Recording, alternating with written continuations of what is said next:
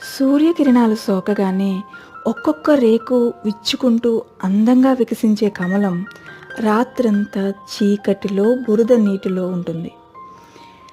ఉదయం వికసించిన తర్వాత కొంచెం కూడా ఆ బురద నీటి చుక్క అంటకుండా తనను తాను ఎంతో అద్భుతంగా అందంగా ప్రపంచానికి ఆవిష్కరించుకుంటుంది. అచ్చం ఆ కమలంలాగానే మనం కూడా ఎంతటి క్లిష్ట పరిస్థితుల్లో ఉన్నా, మన చుట్టూ ఉన్న పరిస్థితులు ఎలా ఉన్నా సరే వాటి నుంచే మనల్ని మనం ఆవిష్కరించుకోగలం. అందుకు మనకు కావాల్సిందల్లా అసలు మనల్ని మనం ఎలా ఆవిష్కరించుకోవాలనుకుంటున్నాం అనే విషయంలో మనకంటూ ఒక స్పష్టత ఉండాలి.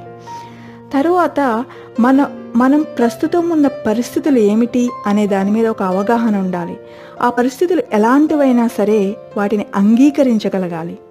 తర్వాత జీవితంలో చీకటితో పాటు వెలుగు ఉంటుందన్న ఆశాభావం, నమ్మకం మనలో బలంగా ఉండాలి.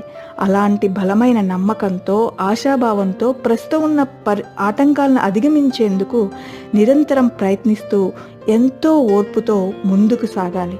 అప్పుడు రాత్రంతా చీకటిలో బురద నీటిలో ఉండి సూర్యకిరణాలు సోకగానే వికసించిన కమలంలా అవకాశాలు అనే సూర్యకిరణాలు మన తలుపులు తట్టగానే మన ఓర్పు, కృషి ఫలించి మనల్ని మనంగా మన ఉనికిని ప్రపంచానికి చాటే రోజు ఖచ్చితంగా వచ్చి తీరుతుంది.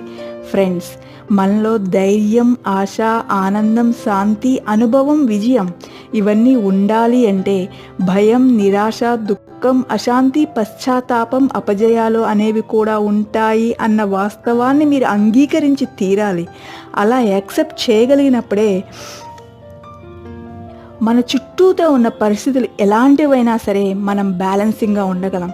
అప్పుడే మనలో ఉన్న భయమే ధైర్యంగా, నిరాశే ఆశగా, పశ్చాత్తాపం అనుభవంగా, అశాంతి శాంతిగా, అపజయం విజయంగా వికసించేందుకు మనం ఒక్కొక్కటిగా రంగాన్ని సిద్ధం చేసుకోగలుగుతాం. ప్రముఖ బౌద్ధ గురువు థిచ్ నాట్ హా మాటల్లో if there is no mud, no lotus.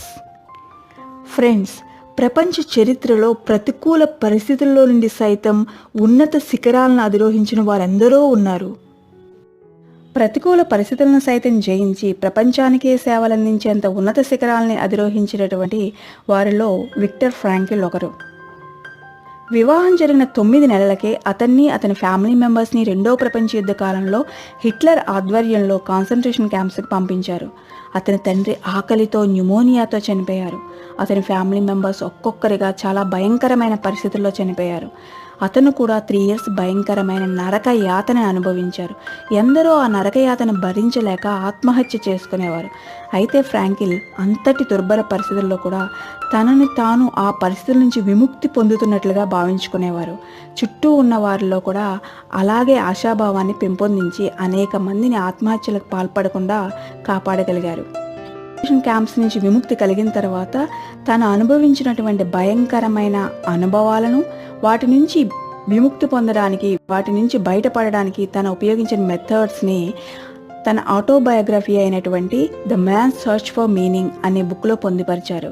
అలాగే ఆయన అనుభవాల ఆధారంగా రూపొందించిన లోగోథెరపీ వియన్నీస్ సైకోథెరపీలో 3rd స్కూల్గా గుర్తించబడి ఈరోజు అనేక మంది తమ జీవిత పరమార్థాన్ని తెలుసుకునేందుకు తోడ్పడుతుంది.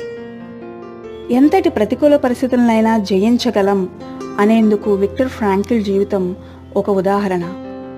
ఫ్రెండ్స్, మిమ్మల్ని మీరు ప్రపంచానికి ఎలా ఆవిష్కరించుకోవాలనుకుంటున్నారు? ఆత్మవిశ్వాసం, ఆశాభావం, ఓర్పుతో ప్రయత్నించండి. ప్రస్తుతం మీరున్న పరిస్థితి ఎటువంటిదైనా పట్టుదలతో ప్రయత్నిస్తూనే ఉండండి. అవకాశాలను అందిపుచ్చుకునేందుకు ఆశాభావంతో ఉండండి. అవకాశాలను అందిపుచ్చుకోండి, సృష్టించండి. అప్పుడు రాత్రంతా చిమ్మ చీకటిలో ఉండి కూడా సూర్యకాంతి సోకగానే వికసించిన కమలంలా ప్రపంచానికి మిమ్మల్ని మీరు ఆవిష్కరించుకోగలుగుతారు. ఫ్రెండ్స్, ఈ వీడియో మీకు ఉపయోగపడుతుందని నమ్ముతున్నాను. అలాగే మీకు ఇన్స్పిరేషన్ కలిగించిన వ్యక్తులు, వారి గురించిన విషయాలు కామెంట్ సెక్షన్లో తెలియపరచండి. అవి మనందరికీ ఎంతగానో ఉపయోగపడతాయి.